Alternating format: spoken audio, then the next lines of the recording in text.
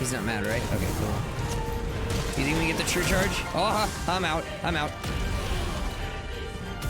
Oh. Almost didn't get that. See how dangerous it is to go for a true charge, man? Oh. Okay.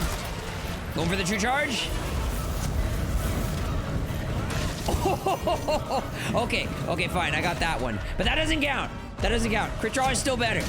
So as you can see, I like crit draw way more than true charge. It's safer, it's easier, it's more reliable, and frankly, I think unless you're a speedrunner, it might give you the same, if not even more DPS. I've been using crit draw for a very long time. I love it. Frostcraft is what makes it possible. Ever since Iceborne came out, I've been in love with this, and even after Fatalis, it's still extremely viable. And when Arctemper Volcana comes out, it's only going to become even better. Let me show you what I mean. Bam! Draw strike, instant 403 damage. Or if I want to do a level 3, which look how easy that is.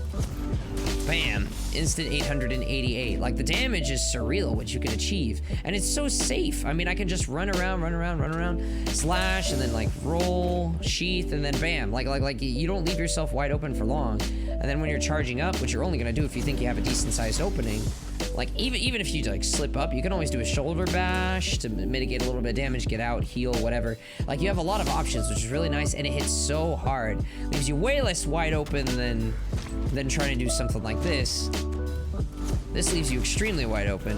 Sure, the damage is like 13, what was that, 1381 or something like that. Yeah, that's cool and all. That's cool, but I mean, literally just by doing this, bam, 914, then I can roll and immediately do another one. 888, and you see that like that did more damage for about the same amount of time and leaves me way less wide open. It's a much more comfortable playstyle, and I absolutely love it. Let me show you the build I use for it. So of course, it relies on Frostcraft. That's a bread and butter of the build. That's what's causing that icy blue bar next to my sharpness, where the longer my weapon is sheathed, the more it'll increase, which the damage buff will go up and up more and more and more until it reaches up to 30%, but you can see every time I slash, it goes down. It goes down. So the buff is gonna decrease in strength the more and more I hit. But I mean, you're not gonna be, you shouldn't be using Greatsword like this. That's not how it works. You wait for an opening. If you've got enough time to land a lot of damage, then you just charge more. You'll do even more damage. Simple as that. Let me go ahead and show you the build. It's quite simple. So 4-piece Volcana, of course. I'm using the Black Fatalis blade. It's just insanely high raw damage. Fatalis weapons are amazing. Unfortunately, they don't have the best sharpness, and they do have negative affinity, but we have ways of fixing that. So here's the Black Fatalis blade I'm using. These are the augments I'm using. Affinity increase to increase the infinity by 10%. Defense and health regen. I like health regen. The healing is nice, and it enables me to throw peak performance into the build and have decent uptime on that. These are the gems I'm using on the sword. These are the stats overall, which I'll go in detail on in a moment. And then, yes, this is the Volcana helmet. Those are my gems. Volcana chest with gems. Volcana gauntlets with gems. This is the Fatalis waist with the gems.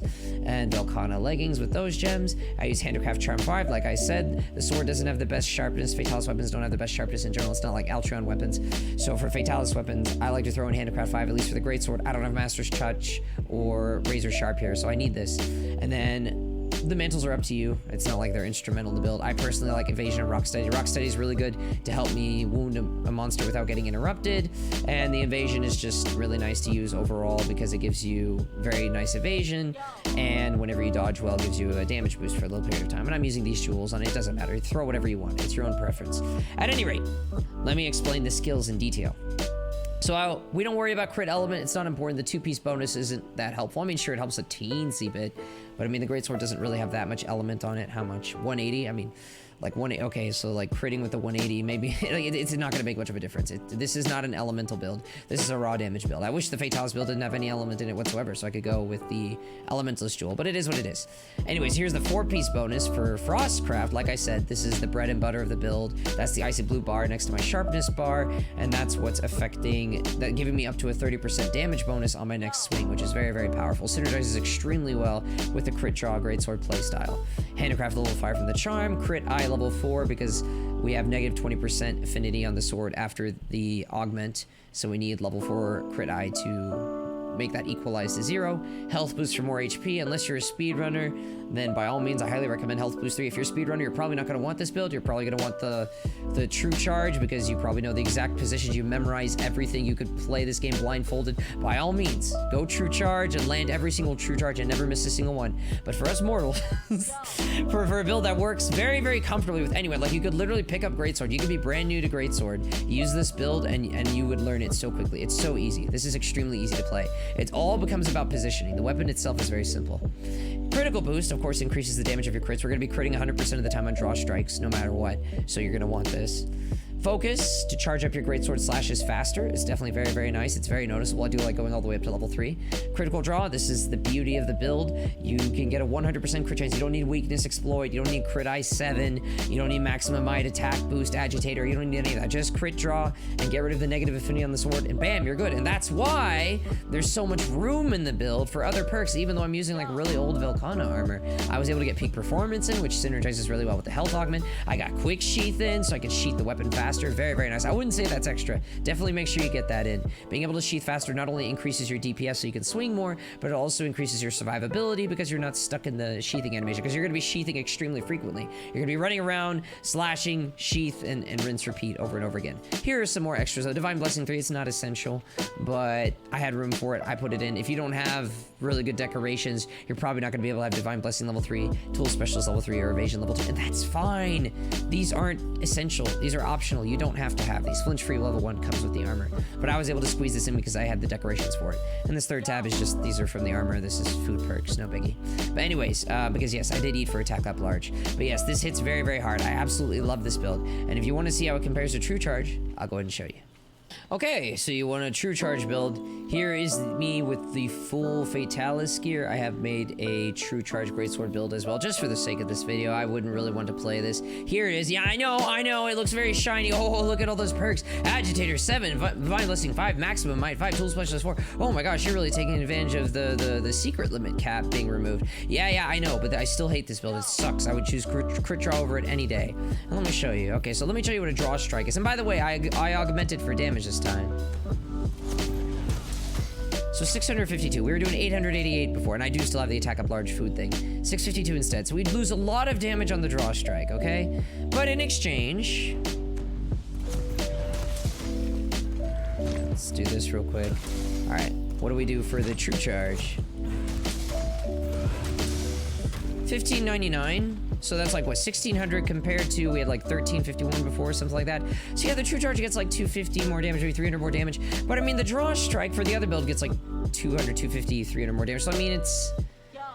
The Draw Strike is so much easier to land. It's so much more consistent to land. Why would you ever use a build like this over the Draw Strike? With the Draw Strike, the Crit Draw build is so much safer. The Frostcraft build is so much more reliable.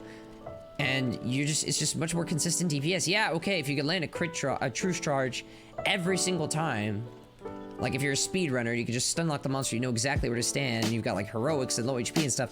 Yeah, okay, probably, yeah, True Charge will probably be better for you. But for most hunters, if you're gonna be a great swordman, I highly recommend Crit Draw. If you haven't tried it, check it out. It is amazing. Try out the first build I show you, you won't regret it. If you're really curious about this build, mention in the comments, like, okay, fine, I can show you. I mean, I'll show you very, very quickly.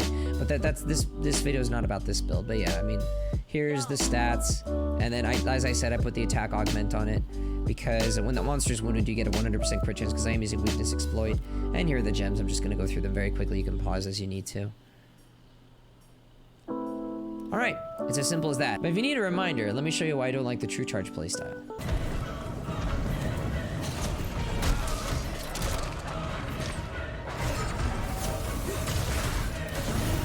Uh-oh.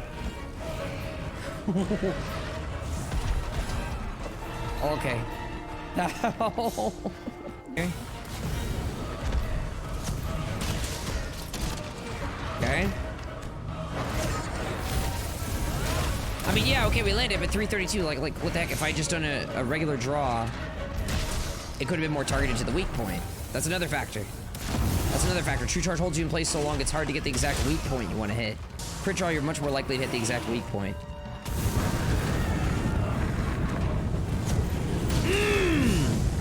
Last lastly, it's worth mentioning that there is an adjusted version for Fatalis, of course, because this is Velkhana gear. It is very vulnerable to fire.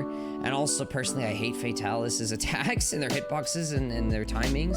So I have a full-on Evade Window 5 and Evade Extender 3. Like all those evasion perks for increased survivability and also fire resistance level 3.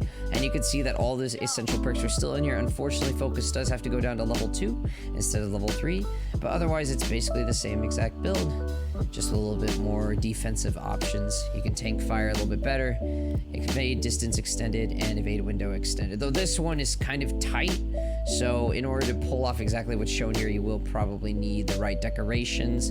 I'll go ahead and show them for you. If you don't have them, you might have to have lower focus. You might have to have slightly less evasion. It's all right. You work with it. Work with what you got.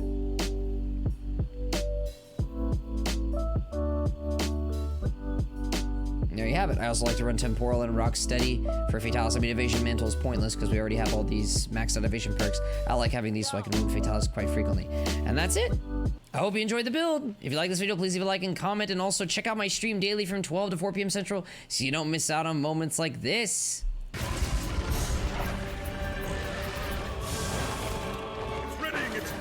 Oh, geez. I'm like literally across the map, dude. No, no, no, no, no. Oh, this is gonna be bad. Oh, no. No, no, no, no, no, no. No, no, no, no, no. Seal the gates. I'm dead.